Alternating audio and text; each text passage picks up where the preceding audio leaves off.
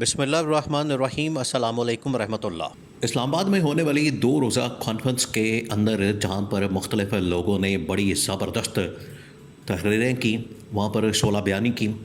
خطاب کیا، اور ان تقریروں کے اندر جو باتیں کی گئیں بڑی معنی خیز تھیں۔ علامہ ناصر عباس سے لے کر محمود خان اچکزئی اور خیبر پختونخوا کے وزیر اعلیٰ سہیل آفریدی کی جانب سے جو وہاں پر تقریریں کی گئی ہیں، ان کے اندر جو پیغام دیا گیا، میسج دیا گیا، بڑا ہی زبردست۔ لیکن جو صحافیوں کی جانب سے اور ان میں بھی حامد میر کی جانب سے جو تقریر کی گئی، اس نے پورا کا پورا ماحول ہی بدل دیا، اور اس کے اندر انہوں نے جو باتیں کی ہیں، ایسے راز بتائے ہیں کہ اس نے پورا کا پورا اس وقت جو منظرنامہ ہے دنیا کے سامنے کھول کے رکھ دیا۔ باتیں کیا کی گئی، بڑی اہم ترین باتیں ہیں۔ سب سے پہلے تو انہوں نے پاکستان کی تاریخ کا حوالہ دیا کہ پاکستان کی تاریخ اس وقت آپ کو بتائے کہ بڑی ہی کرٹیکل ہو چکی ہے، اور عمران خان بھی جب اڈیالہ جیل سے پیغام بھیجتا ہے،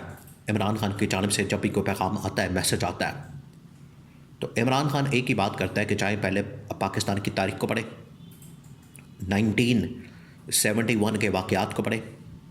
71 کے اندر ہونے والے فال آف ڈھاکہ، سقوط ڈھاکہ، پاکستان کے 2 لخت ہونے کے واقعات کو پڑھیں، اس کے پیچھے وجوہات کو پڑھیں، ریزنس پڑھیں، پھر آپ کو پتہ لگے۔ حامد میر صرف وہاں تک محدود نہیں ہے۔ حامد میر کی جانب سے جو باتیں کی جا رہی ہیں وہ 1958 سے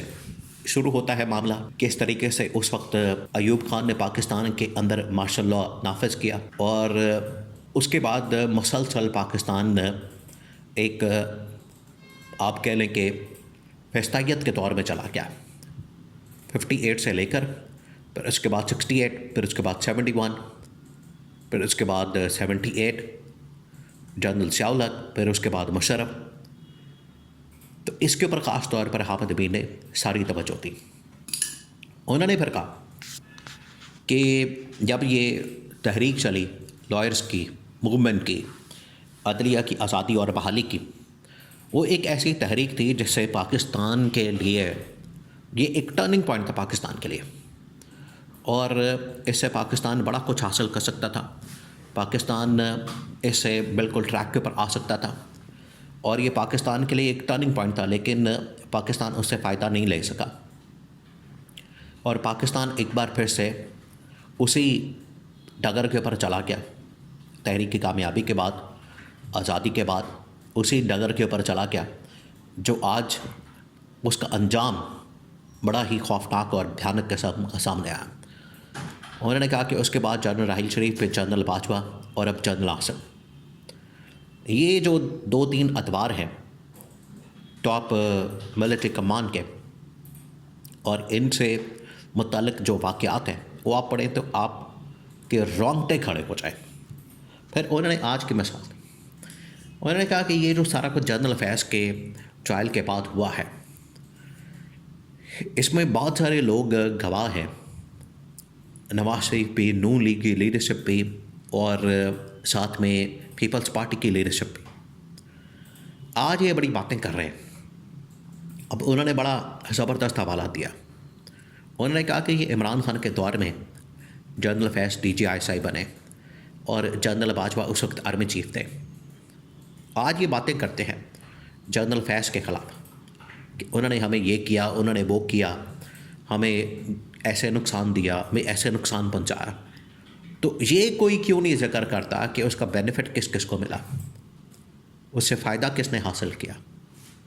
اس کی وجہ سے NRO کس کو ملا، اس کی وجہ سے گورنمنٹ کس کو ملی، اس کی وجہ سے رجیم چینج آپریشن میں کس کس نے کردار ادا کیا، اس کے اوپر کوئی کیوں نہیں بات کرتا۔ اب یہ پچھلے 2.5 سال کی، 3 سال کی جو تاریخ ہے وہ تو انہوں نے کھول کے رکھ دی۔ انہوں نے مختصر سا حوالہ دیا پاکستان کی اوور آل تاریخ کا، 47 سے لے کر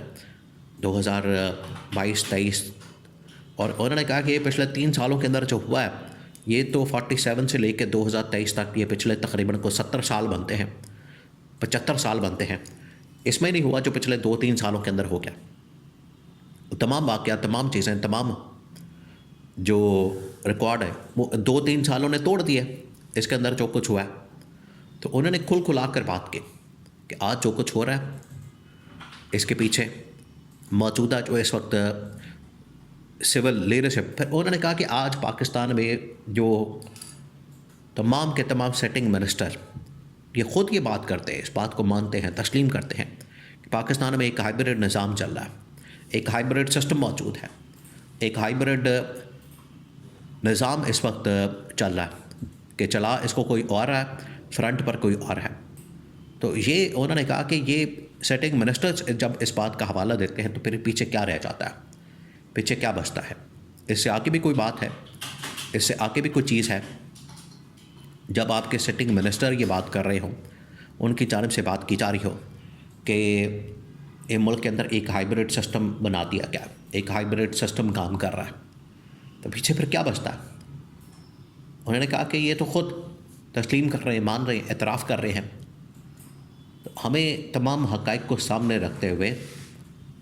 آج ملک کے اندر پولیٹیکل وکٹمائزیشن کے خاتمے کے لیے اس گورنمنٹ کے اوپر پریشر ڈالنا چاہیے کہ آج اگر آپ یہ کام کر رہے ہیں، اعلیٰ کار بنے ہوئے ہیں، ٹول بنے ہوئے ہیں پی ٹی آئی کے خلاف، عمران خان کے خلاف، تو کل کل کو یہی اسی قسم کی سچویشن کا سامنا آپ کو بھی کرنا پڑے گا، آپ بھی اسی قسم کی سچویشن کو فیس کریں گے، یہ انہوں نے کہا۔ تو یہ اب آپ کے اوپر ڈپینڈ کرتا ہے کہ آپ نے ہسٹری کی رائٹ سائڈ کے اوپر کھڑے ہونا ہے یا پھر آپ نے غلط سائڈ کے اوپر کھڑے ہونا ہے۔ حامد میر نے تو اس پورا کچا چٹا کھول کے رکھ دیا، اور وہاں پر اور بھی لوگوں نے بڑی زبردست تقریریں کی، اپنی اپنی رویداد بیان کی، اپنی اپنی کہانی بیان کی، لیکن حامد میر نے مسلسل پچھلے ہفتے میں 2-3 تقریریں، ایک اپنی کتاب کے موقع پر انہوں نے لانچنگ کے موقع پر، سیکنڈ اس موقع پر، یہ 2 روزہ کانفرنس میں، قومی کانفرنس کے اندر انہوں نے ساری تاریخ کھول کے رکھ دی۔ اب جس طریقے سے وہ باتیں کر رہے ہیں یہ اب بالکل عمران خان کے نظریے اور سوچ کے قریب جا چکے ہیں، بالکل۔ اور آج لوگ اسی لیے آواز اٹھاتے ہیں، نہ صرف پاکستان کے اندر بلکہ انٹرنیشنل لیول کے اوپر، کہ جو عمران خان کے اوپر ظلم اور جبر کیا جا رہا ہے یہ پاکستان کی تاریخ میں پہلے اسے کبھی نہیں ہوا، جس کی وجہ سے لوگ عمران خان کو اپریشیٹ کرتے ہیں، اس کی جو اسٹرگل ہے، اس کی جو ایفرٹ ہے، اس کی جو اس وقت محنت ہے، وہ جس طریقے سے ڈٹ کر مقابلہ کر رہا ہے۔ اگر اس کی جگہ کوئی اور ہوتا تو اس کے اندر اتنی ہمت اور جرأت نہ ہوتی، وہ اس طرح سے کبھی بھی مقابلہ نہ کرتا، وہ کبھی بھی اس طرح سے ڈٹ کر کھڑا نہ ہوتا جس طریقے سے عمران خان نے کیا۔ اور انہوں نے کہا کہ پاکستان کی تاریخ میں اس کی کوئی بھی مثال نہیں ملتی۔